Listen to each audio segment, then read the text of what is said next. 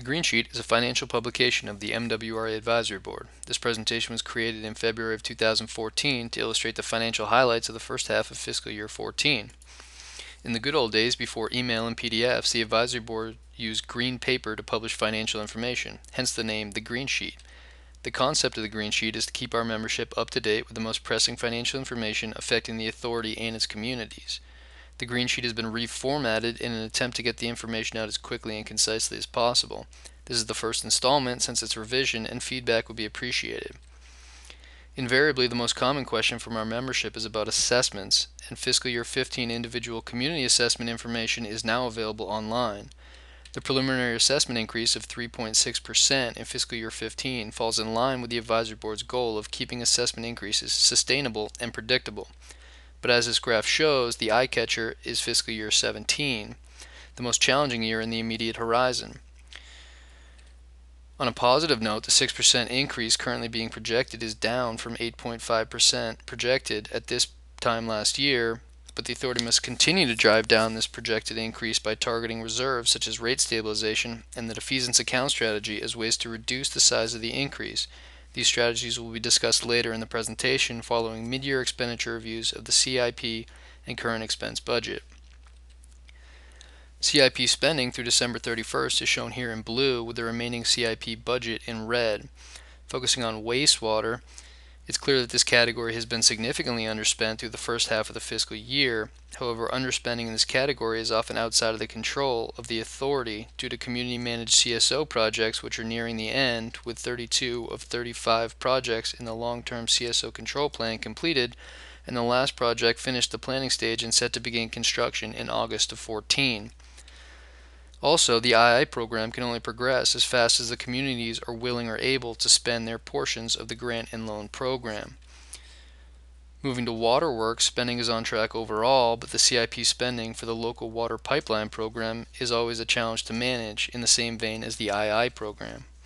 Finally, administration is the smallest piece of the CIP pie, meaning that the 23% expended is not a primary driver of the agency-wide underspending, but there are some interesting factors to administration. For example, the alternative energy initiatives were underspent, mainly due to repairs being made to the Deer Island wind turbines, while information technology, or MIS, was overexpended due to progress being made in the implementation of the IT strategic plan. Overall, the fiscal year 14 CIP outlook can change significantly come springtime when weather conditions improve, and a review of the fiscal year will be performed in a future installment of the Green Sheet. Moving now to a bird's eye view of the current expense budget, the CEB was just under 50% expended through the first half of the fiscal year as compared to the total budget, with direct costs being comfortably under 50% expended and capital financing, discussed later, also under 50%. Indirect costs appear here to be the biggest issue at 63% expended through December 31st. However, upon closer review of the right-hand column, the indirect cost category has been well maintained for the first half of fiscal year 14, with all of these categories of spending at or below 50% expended. The pension contribution, however, is not treated like other indirect expenses, which are funded over the course of the fiscal year. The pension contribution is funded in a lump sum, meaning no other expense is planned for fiscal year 14. What must also be mentioned is that the $12.4 million contribution is indicative of the authority's current pension liability strategy. Based on a previous actuarial study, the authority's ARC, or annual required contribution, aiming at a 2024 funding, was $5.9 million, but the authority chose to contribute an additional $6.5 million as an optional payment to accelerate the date at which the pension liability is funded. The Advisory Board endorses the authority's policy to aggressively fund its pension liability prior to addressing the other post-employment benefits liability, also known as OPEB.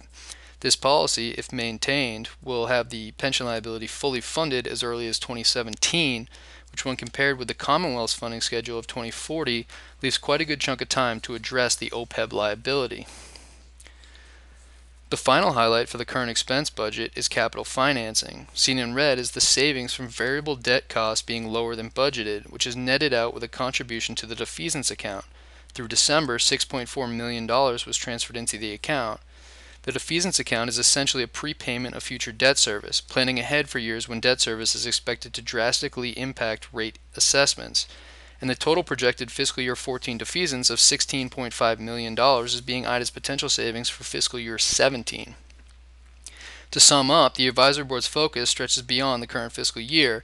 The Advisory Board and the Authority are keeping fiscal year 17 in sight at all times, and the Advisory Board appreciates the efforts of the Authority to manage direct and indirect costs, allowing for rate stabilization reserves to be earmarked for fiscal year 17, while also continuing the defeasance account strategy, which will help mitigate the impact of debt service in fiscal year 17.